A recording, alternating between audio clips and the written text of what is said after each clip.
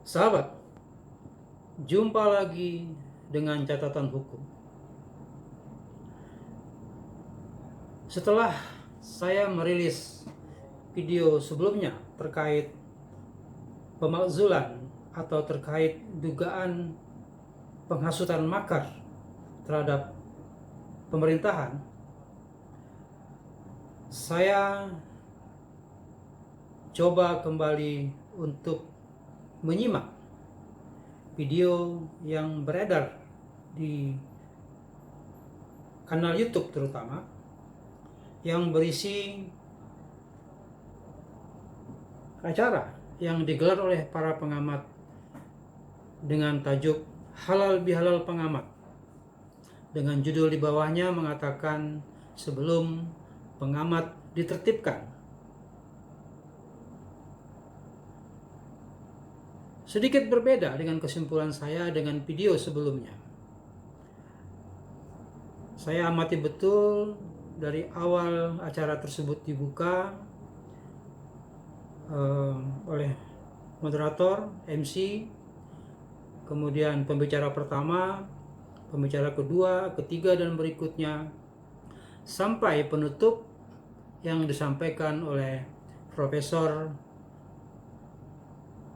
Saiful Mujani, yang sebagaimana kita ketahui sekarang bersama Islah Barawi, yang juga ikut menyampaikan pidato dalam acara tersebut, dilaporkan ke Polda Metro Jaya dengan tuduhan menghasut untuk melakukan perbuatan makar. Awalnya saya berpikir bahwa memang acara tersebut tidak disetting untuk, tetapi setelah saya cermati secara lebih mendalam dan seksama, memang ternyata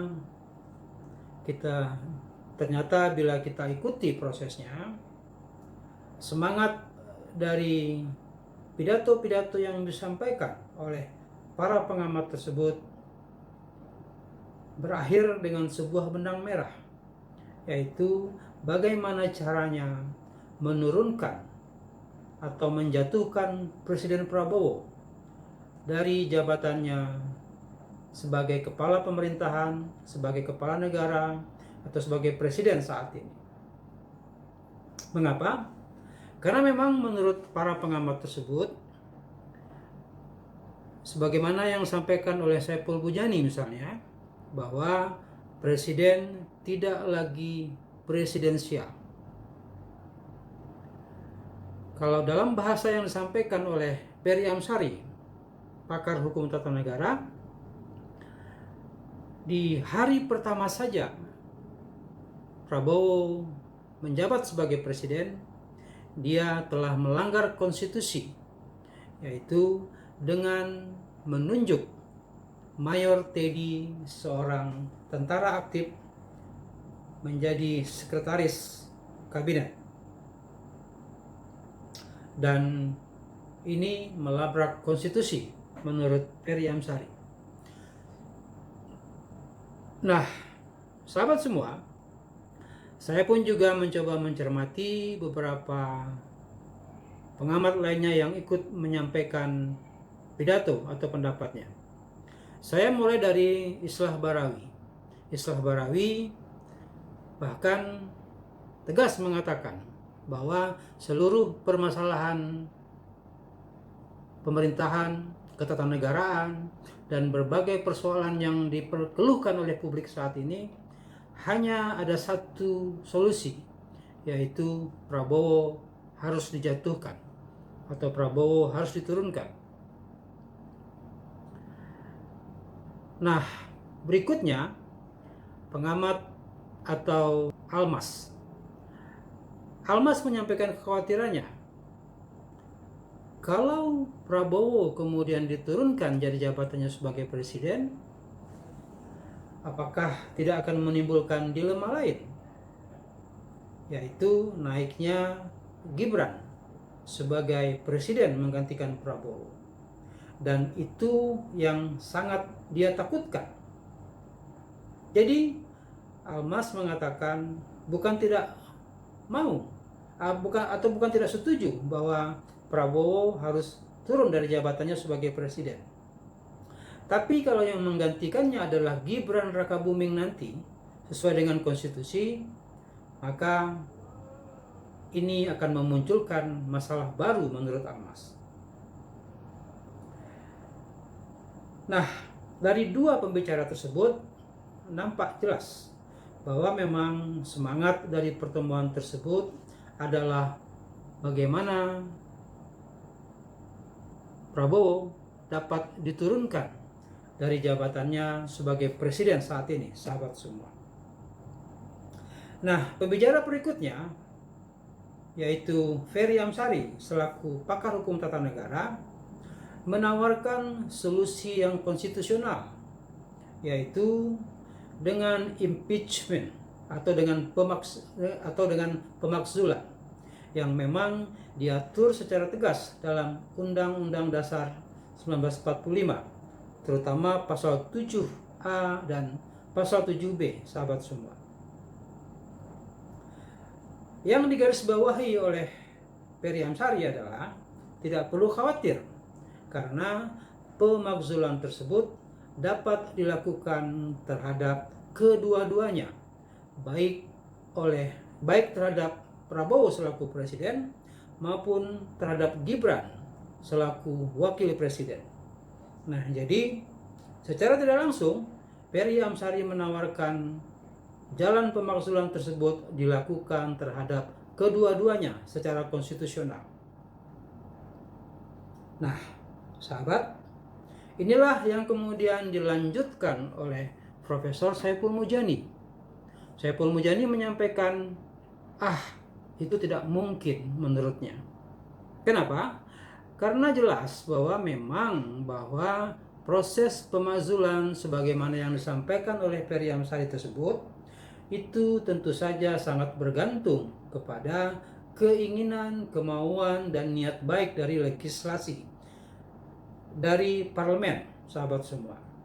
Nah, tidak mungkin mengharapkan parlemen yang sebagian besar adalah menjadi koalisinya Prabowo akan mendukung upaya-upaya untuk pemakzulan tersebut, sahabat semua. Maka Saiful Mujani berpikir dan menawarkan bahwa kita harus mencari alternatif, langkah lain tanpa harus melibatkan parlemen untuk melakukan pemakzulan tersebut, atau mungkin juga melibatkan parlemen, tetapi bagaimana alternatif atau dukungan atau kekuatan dan konsolidasi itu tidak difokuskan kepada kemauan parlemen.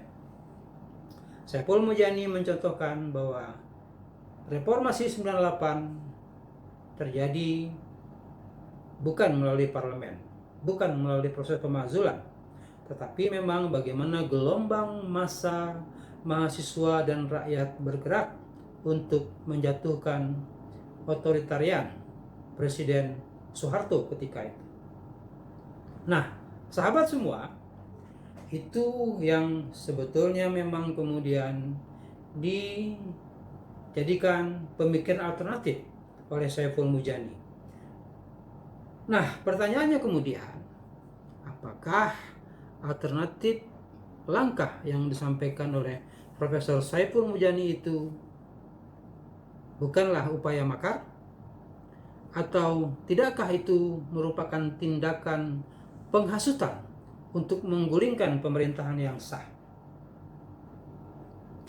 Nah, sahabat, ini memang yang menjadi pertanyaan hukumnya menurut saya.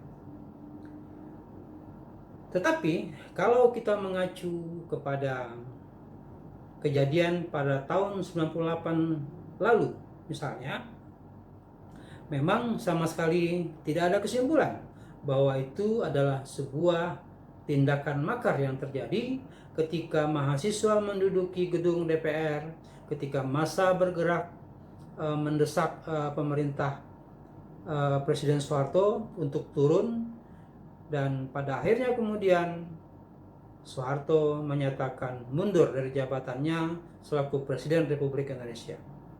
Dan itu tidak dikatakan sebagai sebuah perbuatan makar, sahabat semua.